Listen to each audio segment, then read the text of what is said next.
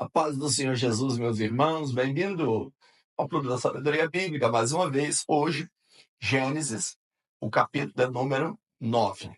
Dentro desse capítulo, eu quero ponderar em pelo menos 4 pontos. Primeiro, como era a alimentação dos cidadãos da terra antes e depois do dilúvio.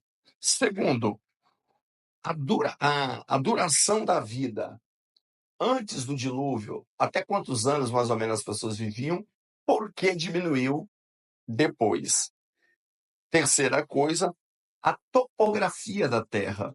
Naquela região onde ocorreu o dilúvio, ela se altera ou permanece a mesma coisa. E por último, a embriaguez de Noé e o acontecimento vergonhoso ali dentro. Foi um abuso ou a relação sexual que o filho cometeu com o próprio pai, ou qual é a outra interpretação? Nós vamos analisar esta questão. Então, primeiro ponto é que quando ele sai da arca, o capítulo 9, verso 1, diz que Deus os abençoa. Porque todo projeto de Deus começa com a bênção. Se depois vem uma série de acontecimentos negativos ou ruins, nunca parte de Deus. É sempre em consequência às ações do homem. O homem é livre para fazer as suas escolhas, mas prisioneiro de suas consequências. Deus sempre começa os seus projetos com a bênção, nunca com a maldição. E ele começou o capítulo 9, verso 1, a Bíblia diz: abençoou Deus Noé e os seus filhos, e disse: frutificai e multiplicai sobre a terra. A partir daí você vai observar o versículo de número 3, diz assim, que Deus falou assim que eles desceram do barco, capítulo 9, verso 3, assim que desceram daquela embarcação da arca. Tudo quanto se move, que é vivente, será para vosso mantimento. Tudo vos tenho dado, como a erva verde. Se Deus, antes, permitiu o povo alimentar-se de carne, ele não precisaria dizer aqui, tudo quanto se move, que é servente, eu tenho vos dado. Ele teria dito apenas, continuem com o estilo de vida que vocês tinham antes, no que tange à alimentação. Mas não, ele diz que a partir de agora, os seres humanos estariam livres para comer tudo quanto é tipo de carne, quer seja das aves ou dos animais que andavam sobre a terra. Quando você observa Gênesis, capítulo 1, verso 29, você vai ver que o povo, eles eram o que nós chamamos hoje de um vegano, né? Hoje nós temos a geração dos veganos, não comem carne, não se alimentam de carne. Gênesis 1, 29 diz assim, ó, e disse Deus, eis que vos tenho dado toda a erva que dá semente, que está sobre a face de toda a terra, e toda árvore em que há fruto, e da árvores que dá semente, ser-vos-ão por mantimento. Você não encontra nenhum texto antes de Gênesis, capítulo 9, que diz Deus, alimente-se de animais. Vai encontrar esse em Gênesis 1, 29, que diz que ele pode se alimentar de árvores, de folhas, do que dá fruto, ou que dá seus frutos, né? O que mostra a ideia de que o alimentar-se de carne só depois do dilúvio. E isso é bom, né? Porque nada é melhor que um churrasquinho. Aliás, o povo quer que a gente às vezes viva de comer folha, de comer mato. Ele diz que o mato é o que é saudável, o que é bom e que não engorda. O elefante só come mato e é daquele tamanho. Então, acho que a carne é melhor. O elefante comendo mato é daquele tamanho, imagina. Eu prefiro comer carne, não é bom demais. E ainda bem que foi liberado o capítulo 9, verso 3 de Gênesis em diante. Um outro ponto a ser observado aí é a duração da vida antes do dilúvio. Se nós observarmos, Noé é o homem que viveu, de acordo com o texto bíblico, 950 anos e morreu. Isso está no capítulo 9, verso número 29. Mas Noé, ele faz parte daquele grupo de pessoas que pega o período antes do dilúvio. De Noé em diante, você percebe que os anos de vida das pessoas, eles vão só diminuindo. Observa a vida dos patriarcas, Abraão, Isaac, Jacó, o próprio Jó, que foi contemporâneo, viveu na mesma época de Abraão. Embora o livro que fala a história de Jó está lá, perto de Salmos, antes de Esté, mas não significa que a história dele tenha sido escrito em dias avançados depois da saída de Israel do Egito. Não. Jó foi contemporâneo de Abraão, viveu nos mesmos dias. Por que sabemos disso? Pela forma de linguagem do livro, que remonta aos tempos patriarcal.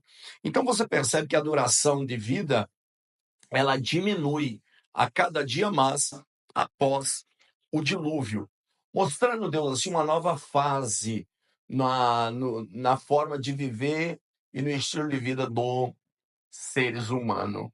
Antes do dilúvio, pouco depois da queda do homem no jardim, ao que parece, o que nos dá a entender que o homem ele está mais próximo a aqueles dias ali da queda, e Deus não alterou por isso a cronologia, aliás, a data do ser, aliás, o tempo de vida deles na terra. Mas após isso, você vai ver após o juízo, Deus começa uma nova fase. Por que Deus faz uma nova fase com base numa aliança? Se você observar, Deus fez uma aliança com Noé e com os seus filhos. E na aliança que Deus fez, inclusive a Bíblia diz que Deus falou: nunca mais eu destruirei a terra com dilúvio e darei um sinal, o arco celeste. Que aí depois, por causa do culto a Íris, que era uma deusa que foi cultuada com diversos nomes, seja na cultura persa, na cultura egípcia, a cultura grega, romana, só mudou o nome. É como que eu costumo dizer, quando você vê essa série de deuses que o povo adora por aí, estátuas que levantam, muda-se o nome. É igual um cachorro. Muda-se a coleira, mas às vezes o cão é o mesmo. Eu tenho um cachorro na minha casa. De vez em quando a gente compra uma coleira diferente para ele. A coleira muda, mas o cão é o mesmo. A mesma coisa, usando essa metáfora, é a questão dos ídolos. Tem tudo quanto é tipo de ídolos por aí.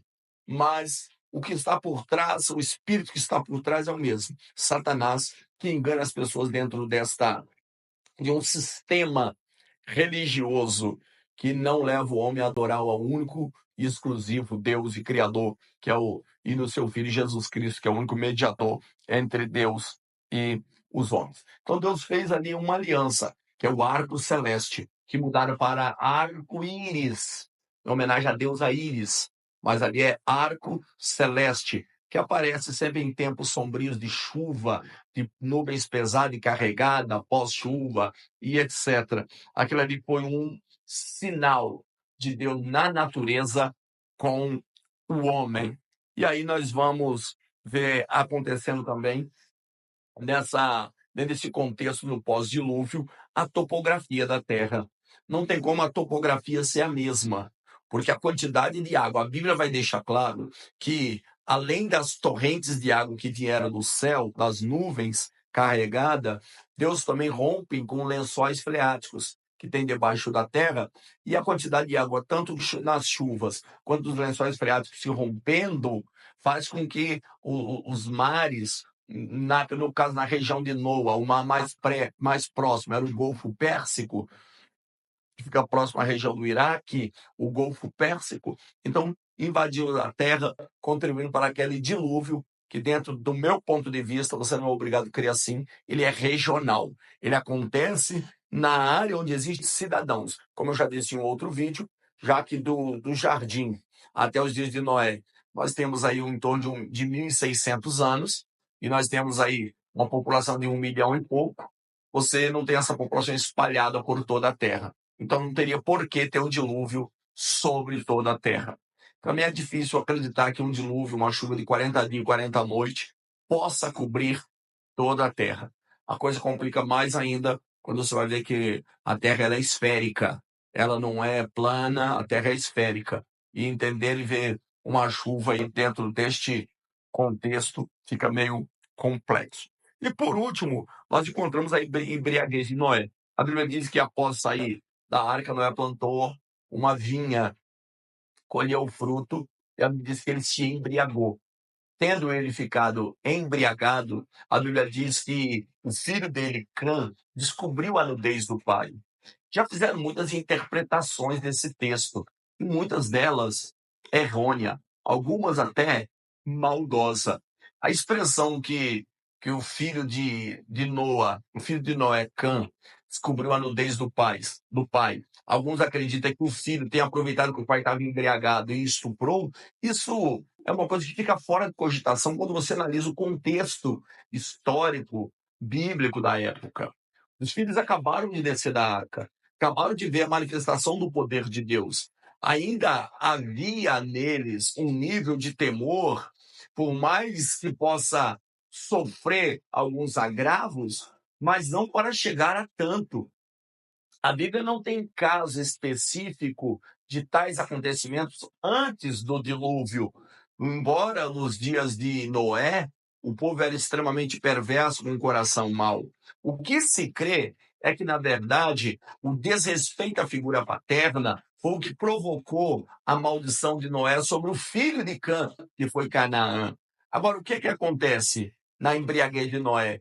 O filho viu ele nu e não tomou a mesma atitude que os outros dois filhos, que foi, eles pegaram um manto, entraram descosta para não ver a nudez do pai e o cobriu. Só essa expressão deles terem pegado um manto e entraram descosta para não ver a nudez do pai mostra a ideia do que é a maldição de Noé sobre o filho de Cã, no caso Canaã, sobre essa questão que aconteceu. Na verdade, quando Noé foi visto nu pelo filho, o que se esperava é que o filho respeitasse a figura paterna, porque naquela época o filho, aliás, a figura do pai, ela era extremamente respeitada, de forma absurda, a figura paterna. Você vê isso em diversas histórias bíblicas que mostra como que a figura paterna